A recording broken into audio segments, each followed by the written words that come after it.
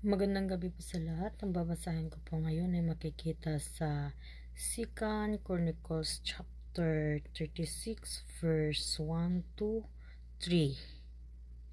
Si Haring Jehoahaz ng Juda. Nagkaisa ang bayan na si Jehoahaz, anak ni Josias, ang ipalit na hari sa Jerusalem.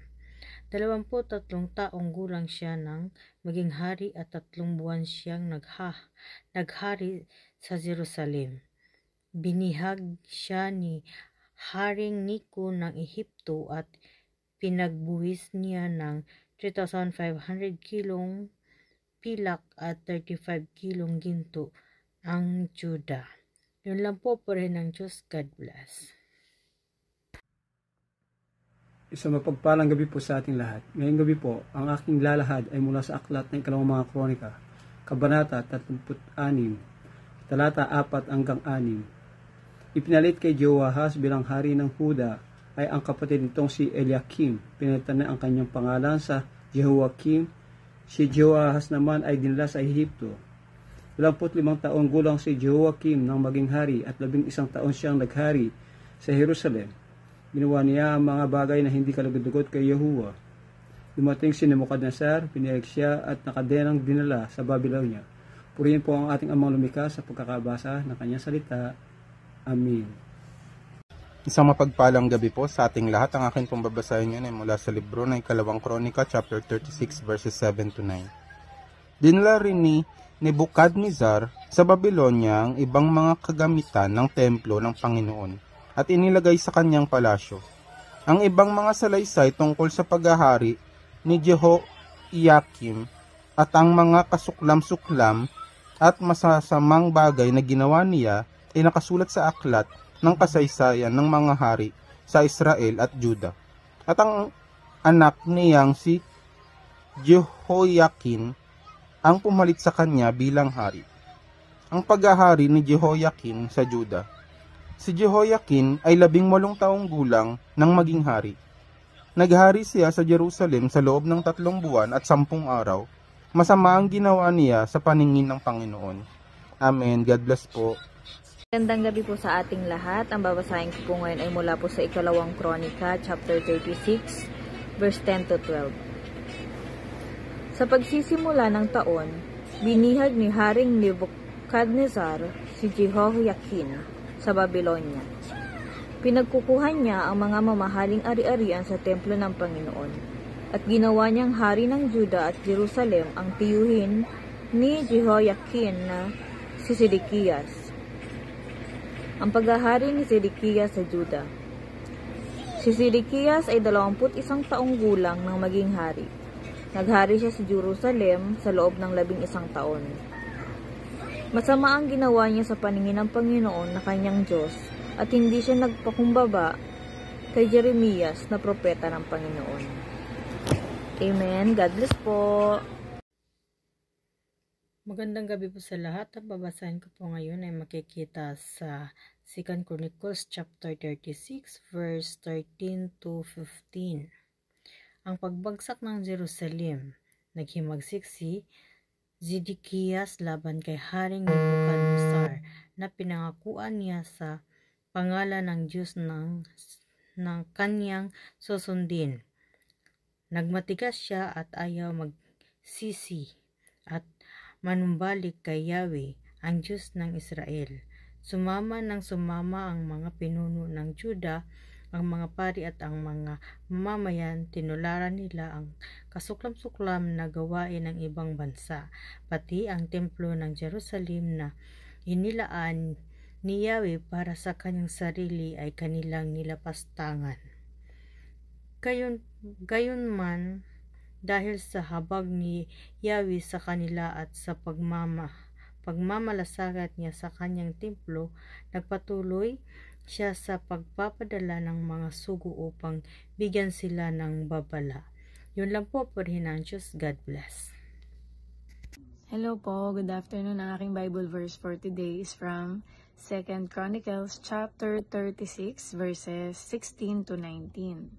Ngunit hinahamak lamang nila ang mga ito. Pinagtatawanan ang mga propeta at binabaliwala ang mga babala ng Diyos. Dahil dito'y umabot sa sukdulan ang galit ni Yahweh sa kanyang bayan at hindi na sila makaiwas sa kanyang pagpaparusa. Dahil dito ginamit niya ang hari ng Babylonia upang patayin sa tabak, maging sa loob ng templo ang kanilang mga kabataan. Wala itong iginalang, binata man o dalaga, kahit ang matatanda. Ipinaubaya sila ng Diyos sa kapangyarihan ng hari. Lahat ng kagamitan, malalaki at maliliit sa loob ng templo ni Yahweh, pati ang kayamanang naroon. Gayon din ang hari at mga opisyal nito ay dinala sa Babylonia. Sinunog nila ang templo, winasak ang pader ng Jerusalem at ang malalaking gusali. Ang mahalagang ari-arian doon ay sinunog din, at ang lahat ay iniwan nilang wasak. Amen. Ang mabuting balita ng ating Panginoon. Muli po isang mapagpalang araw po muli sa ating lahat at purihin ang Panginoon, no? Sa pagkakataon na ibinigay sa atin na tayo ay nakapagpatuloy sa devotion na ating pong ginagawa. At tayo nga po ay nasa 2 Chronicles chapter 36 verse 20 to 23 at ito po yung ating babasahin. Dinalang bihag ni Nebuchadnezzar sa Babylonia ang mga Israelita na hindi namatay at ang mga ito ay naging alipin niya at ng kanyang mga anak hanggang sa naging makapangyarihan ang kaharian ng Persya. Kaya natupad ang sinabi ng Panginoon sa pamamagitan ni Propeta Jeremias na magiging mapanglaw ang lupain at makakapagpahinga ito sa loob ng 70 taon. Noong unang taon ng pag-ahari ni Cyrus sa Persya, tinupad ng Panginoon ang sinabi niya sa pamamagitan ni Jeremias. Hinipo niya ang puso ni Cyrus para gumawa ng isang pahayag. Isinulat ito at ipinadala sa kanyang buong kaharian. Ito ang mensahe ni Haring Cyrus ng Persya. Ibinigay sa akin ng Panginoon ang Diyos ng kalangitan at ang lahat ng kaharian dito sa mundo. At pinagkatiwalaan niya ako sa pagpapatayo ng templo para sa kanya roon sa Jerusalem na sakop ng Juda. Kayong lahat ng mamamayan ng Diyos, bumalik na kayo sa inyong lupain at naway samahan kayo ng Panginoon. Amen. Praise God, no? So dito makikita po natin sa ating pong binasa, yung sinabi po dito na hinipo ng Panginoon, no? Yung puso ni Cyrus para gumawa ng isang pahayag at isinulat ito at pinadala sa kanyang buong kaharian. So dito po natin makikita na talagang Diyos ay makapangyarihan. No? He is the God of all mankind and nothing is impossible to Him. At dito makikita natin na talagang yung sinabi ni Propeta Isaias, ni Propeta Jeremias, ay nangyari po ito. No? So sa madaling salita talagang yung sinasabi po sa Luke chapter 1 verse 37, no? Yung salita ng Panginoon ay talaga pong ito ay garantisado, no? No word from God will ever fail, no? At alam naman po natin na ang mga tagapagsalita ng ang Panginoon ay gumagamit ng mga propeta para sa kanyang mga salita, no? Nagpapahayag ng kanyang mga mensahe.